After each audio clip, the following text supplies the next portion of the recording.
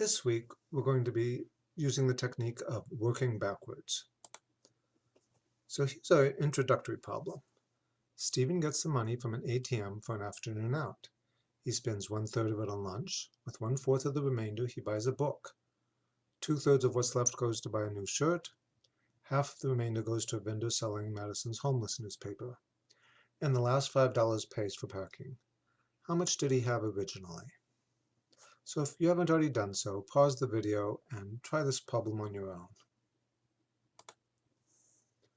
Now, this problem could be solved with guess and check. Just pretend that he took out $100 and see what happens. If you're really good friends with algebra, you can solve it that way, but it's kind of a nuisance. But an efficient method, it's simple, but it's efficient, is working backwards from the bottom up. Let's see how that works. He spent his last $5 on parking after buying the street pulse with half of his money. So the $5 he spent on parking must have been the other half, which means he had $10 just before buying the paper. That $10 was what remained after spending 2/3 of his money on a shirt. So that $10 was the remaining 1/3. So he had $30 before buying the shirt. $10 is 1/3 of 30.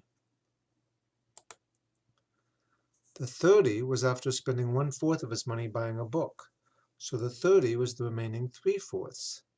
But that means he had $40 before buying the book. 30 is 3/4 of 40. The $40 was what was left after spending 1/3 of his money on lunch. So the $40 was 2/3 of what he had before lunch.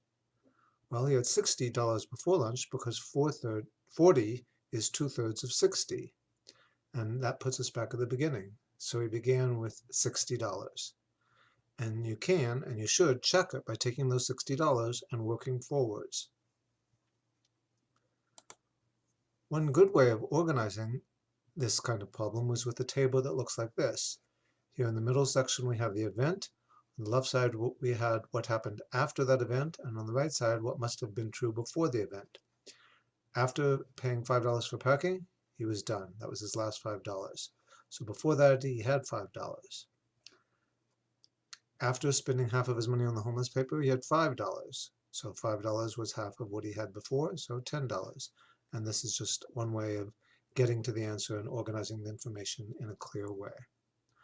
So it's a simple technique, but it can be really useful. And if you want to see how useful, try to solve the same problem using algebra.